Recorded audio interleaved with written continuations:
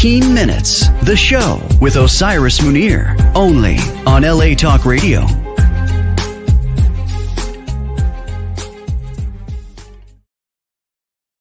Hey everybody, it is Osiris with 15 Minutes of Show. Okay, the scene looks a lot different.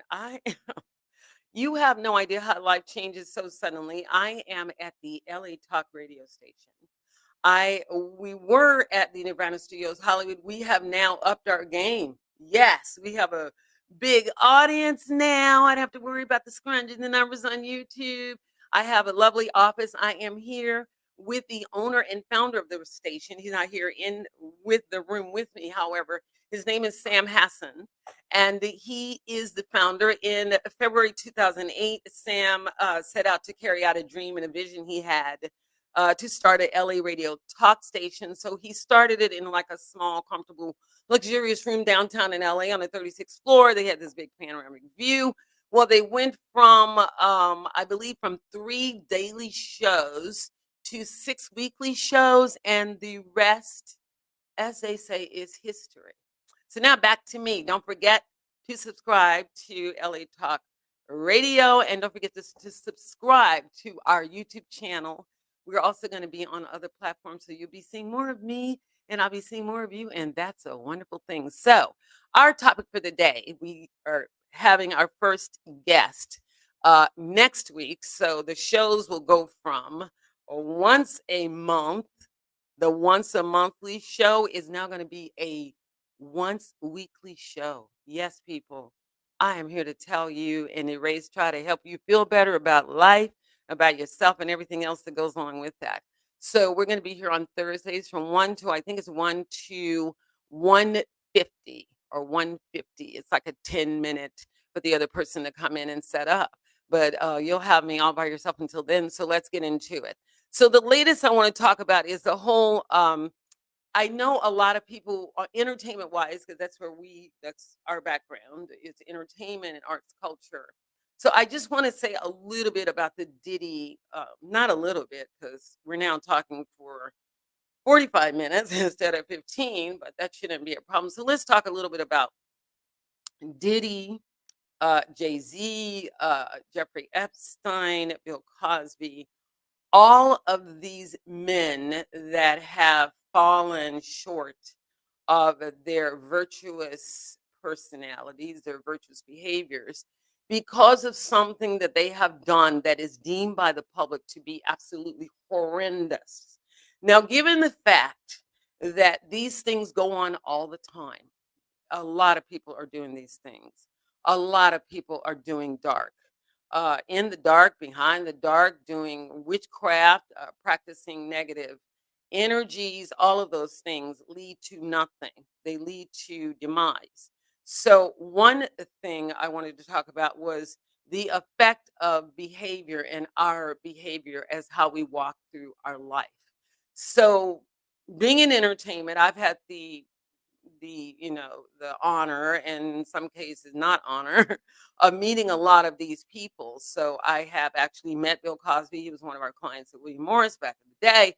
I have actually been around Diddy. I've been around these people, but I wasn't the go-to girl. I wasn't the cute girl with the whatever hair and the little whatever you need to get these people's attention, and I didn't want it.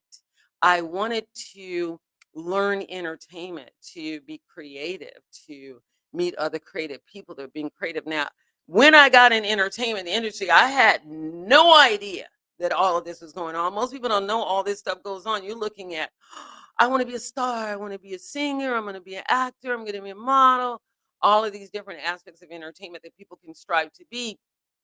So I don't know about everybody else. I'm the little naive girl coming in, getting into a big agency like William Morris, starting off at a smaller independent place called Spotlight Enterprises, which is a comedy agency. So Jamie Foxx, Jay Leno, a lot of your Damon Wayans, they all came out of Spotlight. Spotlight was the first ever comedy agency to ever book comics and take them from being nothing on the street, like nobody paid attention to comics, to giving them honor and bringing respect to what they do in terms of their craft.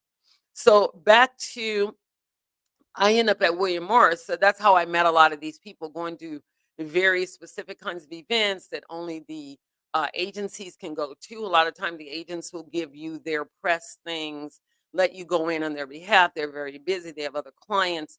You know, you're the young person coming in on the floor for the first time. You want to get to know everything, want to do everything, go everywhere, meet everybody. That's how I was 20 something, 30 something now. 40 something years ago. I wanted to meet everyone. I was young, vigorous, blah, blah, gonna meet everybody. So you meet these people and you get to watch a lot of behavior. You get to watch things you don't know why or necessarily understand why people are doing. You think, well, is that what's required to be in these upper echelon circles of fame, or is this a sham, or I'm not really made like that, but I still have a strong desire, as anybody would, to be creative, to, go here, be there, be seen, share something. Everybody got something to share. So I wanted to share mine like everybody else does. So you get to be around these people and you watch behavior. So now let's move up years later. Okay, all of us have gotten older. Everybody's matured. Careers have come and gone. People were stars. Now they're in their mature years. So now there are other newer people coming on the market. So the entertainment industry in general is like a meat market where you are good. You're prime. If you're prime rib, you're just fresh off the market, prime rib. That's all the kids, everybody that's coming in. You're new, you're fresh. You got the world ahead of you. You're going to blow up, ride the wave, and then the wave is going to die down. That's when reality hits. That's when you're not so young. That's when the work gets divided into other kind of ways, things like that. So it's sometimes the human ego has a difficulty letting go of what it perceives to be true. Like, no, you are not a person that people are going to revere for the rest of their life. Somebody else is going to come along and take your place, probably better than you. But I hope somebody does come along and take. I always feel like you should train or make somebody develop them to take your place, because at some point we're all going to be topsoil. So that's what I got to see. A lot of parties, a lot of being around all of these people, and they don't know who I am. They're not paying attention to me, but I certainly am paying attention to them. People like Jaguar Wright was in is in she was a person. Actually, I think MCA was around when we were on the label at MCA and Blue Thumb and all those. I think she was around then. I think she was. But anyway, those people, a lot of people watch, and you never know who's watching you. That's why we should all be careful about our behavior and what we do, and not forget that at the end of the day, everyone is always looking for something negative to talk about. There are people that live on negativity, live on shit stuff, just to have negative stuff going on, make them feel alive, like they have something to do, because obviously they don't understand their sense of purpose, that they haven't discovered themselves or whatever. So back to Diddy Epstein, the reason I brought that up. So I did a show maybe about 2 or 3 months ago, it had to be. And the show was on karma. And I am a practicing Orthodox Buddhist. That means that I do the stuff the way old school. We old school. So I wanted to share something. A lot of people will say, oh, I practice Buddhism. I practice Zen. Zen is very popular. The difference in between Zen and what we do, which is Orthodox Buddhism, is what Siddhartha practiced. And eventually a guy came along by the name of Nichiren Daishonin. He discovered another way to do it, kind of like your modern day kids. And today, well, yeah, we're going to do the same thing, but let's find a quicker, more efficient way, and let's make it accessible to everyone, not just the upper celebrities, not just the upper echelons, your high priest, your people in high roles and honor the people in the cloth. Let's make it for everyone. So this guy came along and did just that. So when Siddhartha stepped outside of his temple, he found out that he was living in this big high rise. I don't know how it looked back in the day, but it was some high rise building. And he's hanging out there, and around the castle are like bombs and people laying around with no food. India. Come on now, India, the seat of Brahma. That kind of religious path over there. People were laying around, and he started wondering, like, well, what the hell is going on? How can I enjoy my fruitful life if everybody else around me is suffering? That's no fun. I mean, can you imagine eating and having a plentiful meal, and there are people around you in beggars' clothes, barely starving, some of them skeletal like, and you're eating there all pompous, thinking you got yourself together, and not. These people are starving. So he set out to do something about it. So that's how Orthodox Buddhism was formed. And then it spread. It spread to China, Korea, all over Asia, Africa, everywhere. It spread and eventually ended up in the United States, I believe, in the early mid 60s. So you had two organizations pop up. One that went against the traditional Christianity, stuff like that. Let's find another way to do it. Obviously, people are not, there's no self development involved. So, yeah, you have uh, people that are religious, but they don't necessarily understand the law of cause and effect, which leads me to what I wanted to say about karma. So, according to what I've been taught and what I learn, and I do a lot of studying because I was not born a Buddhist, I was born another practitioner of another religion, and then ran into Buddhism as a result of searching for something that I felt would actually change me, that everybody could see. I don't know what you're doing, like my parents said, but you look different, you act different, whatever it is, keep doing it. So then they were really against that when I first started. So they came to honor and respect me for what I chose to believe in. So back to karma. So according to what I understand, karma is formed by our day-to-day thoughts, our actions, and our behaviors. So we are human. We don't go around necessarily monitoring what we're going to do every day. If you are a self-aware person, you do.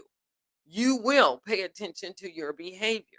You will watch how you speak to other people, even how we treat ourselves. We will be looking at those kinds of things. But if you are not self aware and just the regular average everyday person, you go to work, you come home, you get mad, you fall in love, you have sex, you eat, you every human daily life without paying any homage to your internal self, then that's where a lot of problems arise. So karma, according to again what I understand and what I have lived and experienced myself from coming from a hole in the ground of the person you see sitting here now.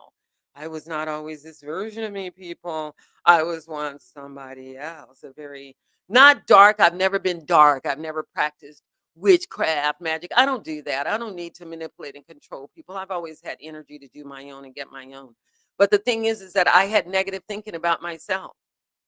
I was always thinking about suicide. I was always thinking about, I don't want to be here. I don't belong here. I don't belong here. I don't fit my race. What they believe in, I don't believe in. I had all of these things mentally, including a childhood that was not very supportive. And my mother and my father were both present in the home. But when you're one of those children that people don't really understand, and you're an artist and you don't know you're an artist, and they have never ever themselves witnessed an artist living and breathing amongst their own family, didn't know what to do. So I got scolded a lot. I got, put in situations where I was intimidated a lot, fearful. Little country girl, never been nowhere, done nothing. But my dad and my brothers and my uncles, and one of those women that have had the privilege of growing up around a lot of men that were very protective men, um, had a lot to, do and wanted to say, and wanted to know more about the depths of life and what life has to offer. So I did not have very good karma when I was growing up. Let's just say I had heavy karma. I was unhappy. I was in an unhappy family, you know. My parents were good, solid people. They took care of us, did the things that you do when you have your children. But I don't think parents are necessarily equipped to deal with the inner dwelling of people, your children. As people, we present a certain mask to the world. We present a certain mask to our parents, a certain mask to others, and in some cases, a certain mask to ourselves if we're not honest with ourselves. And a lot of people aren't honest with themselves. They want to blame an environment, not blame themselves. So karma is formed by all of those kinds of things. Sitting around thinking negative every day, watching the news, you mad at folks ain't got nothing to do with you. People gay, what they have to do with you?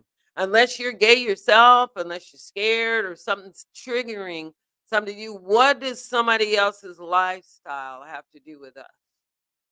What does somebody else, but all of these things, what I would say, sit inside of us as individuals. Unhappy emotional turmoil, fighting with the spouses, friends, family. I know people not speaking to their relatives for years. How do you not speak to people for years later and you've grown from being a child into supposedly an adult, into someone that is in high honor and high caliber and high regard? How do we do those things and not feel that we should be accountable? Number one, let's take some responsibility. Okay. Yes. A lot happens as when we are children. A lot of families are really screwed up, and I mean screwed up. Should have never had no kids. Shouldn't have ever thought of kids. They themselves probably shouldn't have even been born. And we don't have to call any names. We've heard of people like Jeffrey Dahmer, people like Charles Manson, all of these kind of people that have done ill will, powerful, powerful enough to draw people into their aura, into their energetic fields, powerful enough to get women, men, or whatever, the children in some cases. Jim Jones, manipulative. We have had all of those people throughout history come up on the face of the earth and challenge what our so-called good behavior is supposed to be and our so-called bad behavior is supposed to be. So we go from day to day with all of these challenges, dwelling inside, smiling in our faces on one hand, and behind that lovely, beautiful face, or that ugly, scowled face, or that negative face, or that sad face, or that inquisitive face, or that curious face, or that happy face, dwells an individual inside that we probably may not have any clue whatsoever what goes on. That's how good we are at masking. And at some point in life, those masks will have to come off. And like my mother always said, my mother had a lot to say. She was mean in a lot of ways. Like, she was really strict with the girls. There's only two of us, the rest were boys. She was very lenient with the boys, but very strict on the girls. And as I got older, I understood why. So I held no ill will against her, although there was quite a bit of damage done. But I had no, or held no ill will. They were first generation, second generation out of slavery, didn't know how to treat each other, didn't know kindness or love. So that those things were passed on to people in my generation. So you're out here, we're out here every day doing these things. So by the time I got to a certain age, I was nothing but suicidal. I was nothing but ready to get out of here. Didn't know anything about karma and the law of cause and effect. My mother was very religious. My father was an atheist. He did not believe in a God. He believed that in whatever he believed in, that, pretty much you should take responsibility for your own stuff, which I eventually came to understand why he felt like that. My mother, on the other hand, had lived a very hard childhood, lost her parents very young, raised by her sisters, they were raised in a generation, real small town. My mother and my aunts and those people. Come on, Paducah, Texas, I think is where they were from. It's like a dot or something. It's not even probably a city that somebody would pay attention to. And you have all of these activities with all of these things going on from day to day, no matter where we all are, no matter what location in Paducah, Texas, Waco, where I'm from, Amarillo, anywhere on the planet, overseas, over here, anywhere, all the time, there are energies that are going on and things that people are doing that lend to the law of cause and effect. Again, I had no idea that my negative thinking was causing negative things to happen to me. I was just negative thinking. I feel bad, I feel messed up, and I'm gonna think of that. I'm just gonna be in my pity party. I don't care. But once I became self aware and I found out that Zen meditation, yeah, I did some Zen before I became a Nichiren Shoshi Buddha. I did some Zen. And what happened is that, yeah, I was calm and cool and I was a little bit, able a little bit to calm my stress, but I still had all kind of problems going on. Not just my stuff, other people's stuff. You got to deal with I had children, by the time I got 21, I had two children. I'd had two kids. No, one 21, the other 6 years later. So 27, 28, somewhere in there. Two kids. Still no self development, intelligent person. Oh yeah, I believe in God and a God, and I believe in all that. Then what is wrong with me? Why are things bad happening to me? What's wrong? If I'm such a good person and my parents went to church and my aunts and grandmothers and they were all God fearing religious people and just lives were just in a mess. And y'all out there know what I'm talking about. Don't try to say you don't know what I'm talking about. You know exactly what I mean. Covered up in religious behavior, going home, mistreating their wives, men out drinking. I mean, my uncles and my dad, even at some point, they just stopped being big whores, drinking and going on, and just not doing right at home, not doing proper behavior that I would think anyone that says they are godlike would want to be doing. So there again, we have P. Diddy, we have Jeffrey Epstein, we have Cosby, and everyone else out there that is in a big enough position that you have to really be careful about your behavior. So when we accept these roles in life that put us in a public position or a public situation, even more so, watch behavior, watch what's said, watch the actions that are taken, watch how we're treating ourselves and other people. Watch all of that because other people are watching always. I'm sitting here right now. These people out there can't stand me just because they don't really know me or they don't know what I'm talking about. Maybe their lives are very small or their lives only deal with a certain limited faction. I've had a very big life and a very broad life. And when I tell you broad, that's what I mean. As a woman of color, I've had the opportunity to intermingle with people from all over the world, being in the military, coming out of the military, going into a situation working for a university, one of the uh, at the time is one of the top universities. They weren't calling them state universities yet; they were calling them colleges. And then Sonoma State, Chico, they all became state universities. They graduated from the college up to state. So I'm in all of these things, not knowing who I was around. I mean, I'm around Dr. Maya Angelou, Ntezake Shanghai, um, geez, just people coming in and out of Sonoma State. Here, little country girl. See how you can be country.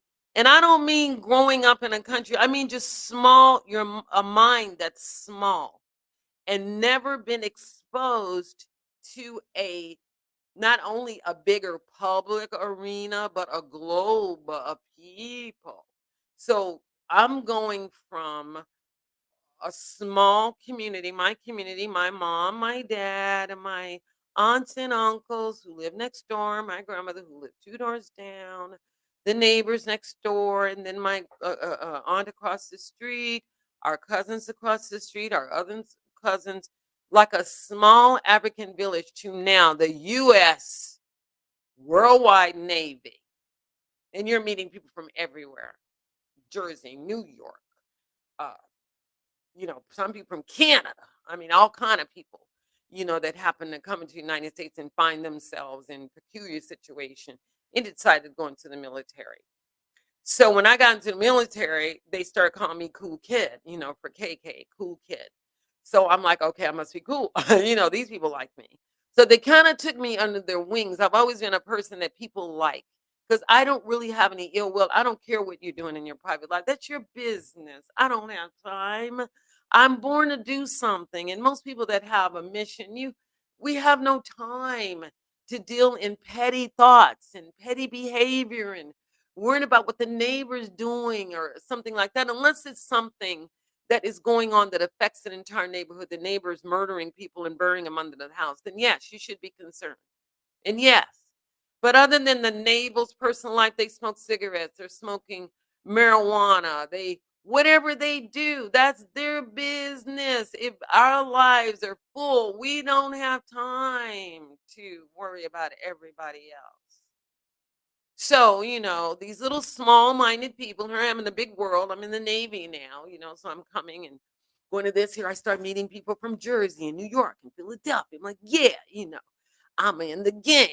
So they all thought here's this cool little girl, cute, she's never been anywhere. Let's just kind of take her up under our arms and help her spread her wings and break her life out of silent mode into a very active life.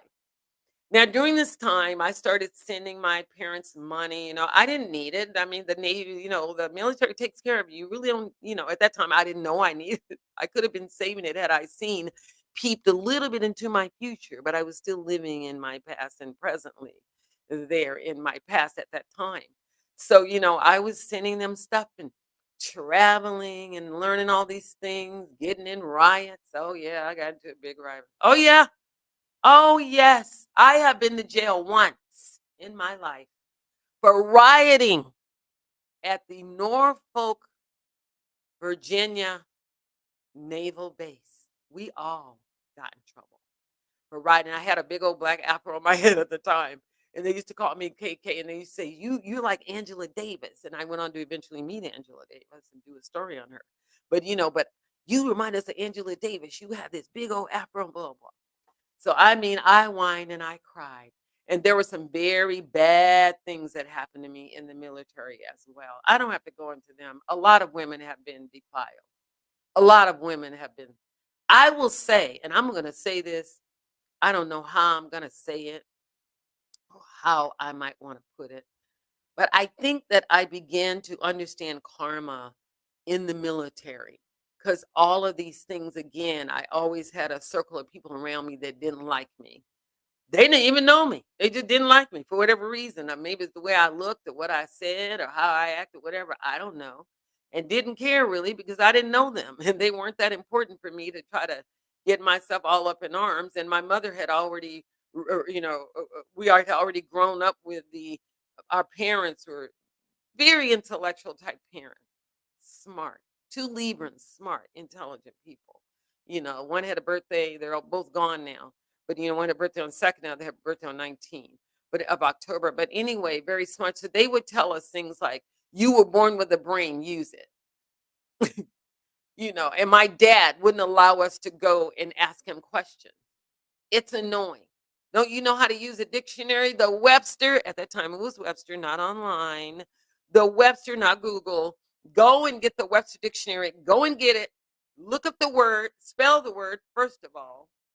Spell the word.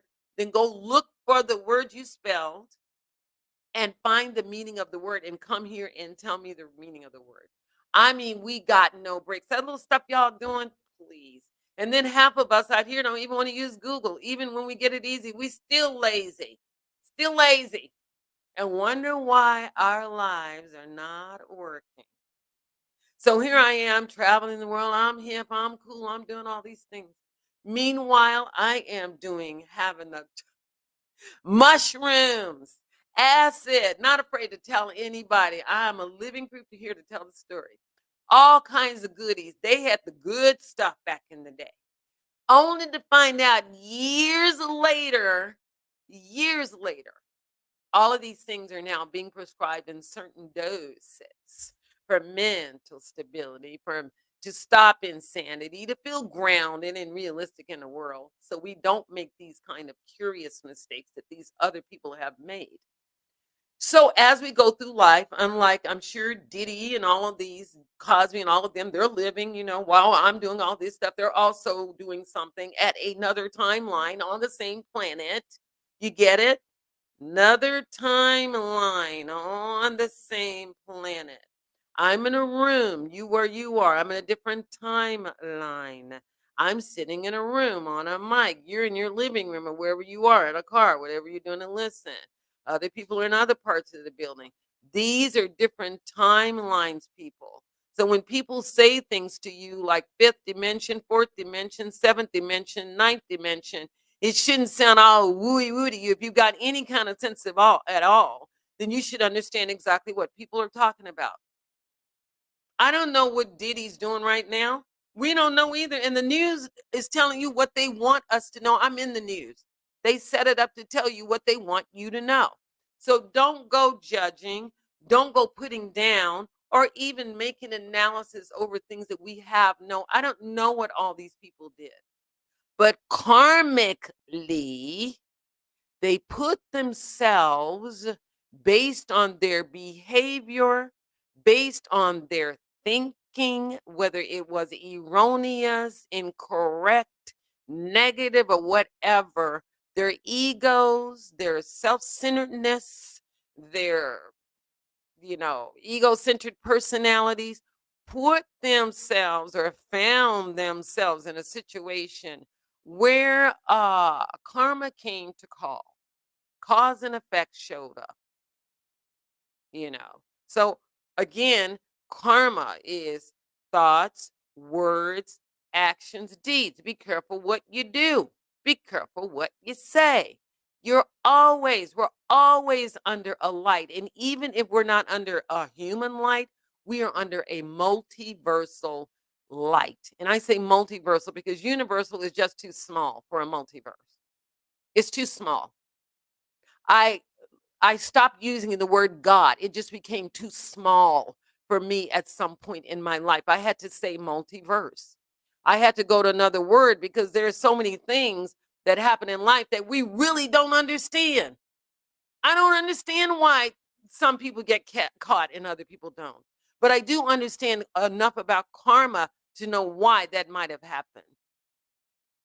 As I started out saying, a lot of people are doing these things. They've yet to get caught, or have they? Maybe they got caught and we'd never even heard about it. There are people doing things right now I can't see, you can't see. But if they get caught, all of a sudden, it becomes the environment's problem. It becomes the parents. It becomes the society. It becomes the political people. They made me do it. It's like somebody robbing a bank and saying, well, if you hadn't left the door open, I wouldn't have went in there and robbed it. No, if you had had some mental discipline and really understood what righteous and correct behavior is, then perhaps we wouldn't find ourselves in some of these situations.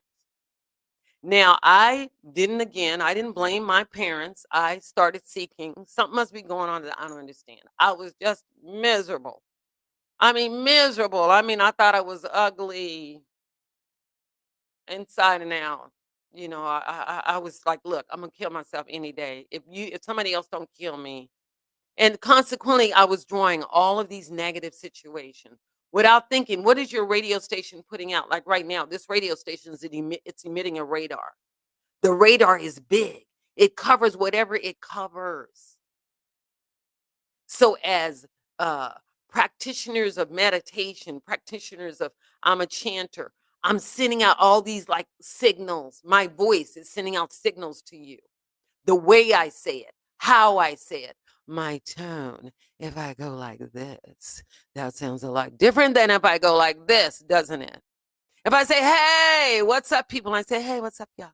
Don't that sound different than what I just did? So we all have the ability to play all of these different roles that may or may not serve us to our best, depending on our level of intelligence, our mental capacities, what we were taught as children, how we have learned from the environment and people that are around us, how they've affected our. Oh, yeah. Oh, yes. Definitely everyone around us influences us, which is why we should be careful about who we bring into our energetic field. I personally, I prefer to be alone.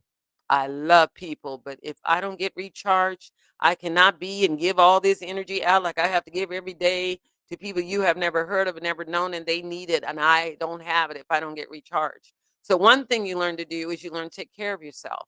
Then, if we understand the laws of cause and effect and karma, karma is also formed over long periods of time. Huh. Case in point, I got a good one for you. Someone personal to me. Uh, the man has been cheating for years.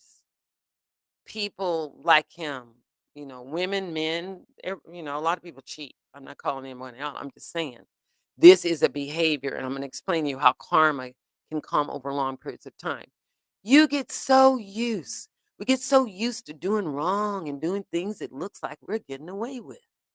Oh, we just been taking a little bit of money off the top of the cash register at the job. We ain't got caught yet. Oh, we've been lying about somebody just a little bit, you know, day by day, year by year. We just keep on doing the same thing, you know. We've been doing wrong, we've been saying things to one person and do another behind their back over a long period of time. Then finally, one day, boom, federal law shows up. What happened? All of a sudden, the public, if you're in the public audience, sometimes if you're not in the public eye, if you do something against the laws of the land and you get caught, your karma for not knowing when to stop and not correcting and not being able to correct your own behavior. Ain't nobody's fault but our own. Our own. Nobody told us to do all of that. Who tied Cosby hands? Who tied? And they got money on top of that. They have money to play. They can pay to play to pay. They got all of that. And still no common sense to know that you are a public figure and everything you do will be called to the carpet because so many eyes on you.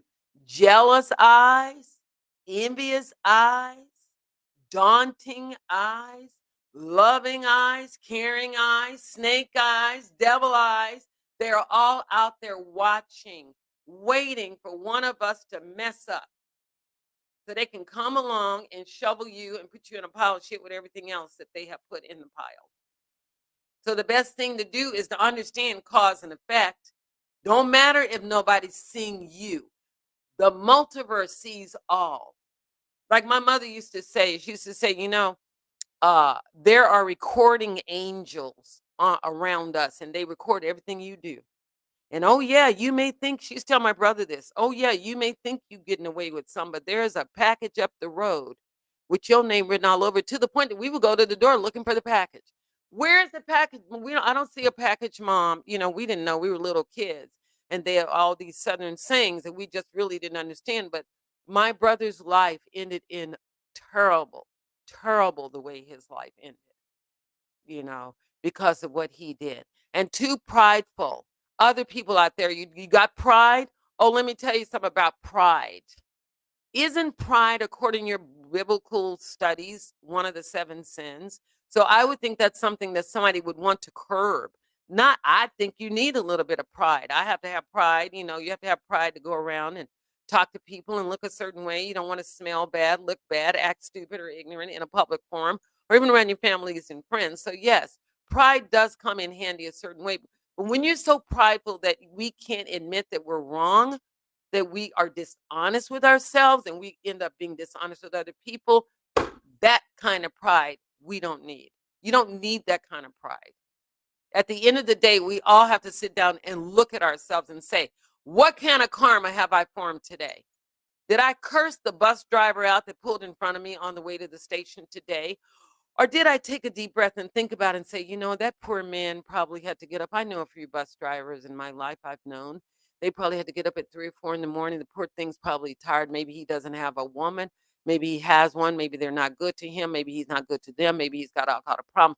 That's the way my human mind had to get myself to think in order to pull myself out of that hellish state of anger, that hellish state of hell, and not make that one more negative cause that I really don't need on my karmic record right about now. So these men, because they're in public forums, all these eyes are on them. I don't know Diddy personally. I never wanted to know any of these people. I thought I did. And boy, am I glad that I didn't really get to, do some of the things that I had in mind that I thought was a part of what my dream should have been. And yes, I took the long way around, and I'm mature, and things are just happening to me and happening now, but boy, am I equipped to handle it. And I'm grounded, and I'm focused, and I kept my energy, and I kept my wits, and I kept going. I never stopped. I never compromised. I looked for the milk and honey that my grandmother used to tell me was on the other side of my doing right. And my mother used to say, you're going to get yourself hurt because you wear your heart on your sleeve. And I never could not be like that. I'm just a nice person. I will get out of a car and walk an old person across the street because all the horns are blowing at them. Like you ain't never going to have to get old. Let me tell you something. If you live, you're going to get old. And they're never going to come up with a way to make you young. They may come up with some kind of false identity that has to do with some kind of inanimate object or some metal or some machine interaction or some technological engagement. There is nothing in this world more fascinating than the human mind. And because we don't know how to use it, we're making all kind of negative causes because we're so lazy that we have not come up with a way to develop the human mind internally. Everything is external. God external. Out there. Never thought maybe I need to do some changing. Maybe I wouldn't be an alcoholic if I'd stopped drinking so much. And maybe if I'd stopped drinking so much, maybe I could at one point or another get to myself too balanced as a balanced person enough that I could maybe have a little drink or two. But no, in my little mind, whatever I think I'm supposed to be, I've gotten myself into this situation. How? Who did it? Who? No, I'm not blaming you, and you shouldn't blame yourself, but you should correct, self-correct. Be honest. Sit in front of a mirror. Look, what have you done today that you know you're doing wrong and you messing up? So you can try to shift your karmic effect. So when you get at a certain age and the karma effect decides to come back and haunt you, you can stand there proud and tall and say, yeah, I did it. And I'm willing to take the rap for it. I did what they said I did. Not, now that the money's run out, the fame's run out, the fortune runs out, nobody cares about you anymore because you're damn near 90 years old. Nobody cares about you anymore because now, you don't look so cute today because you got trouble.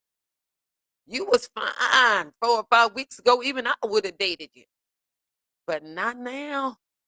You look ugly because it's the ugly inside that people are seeing.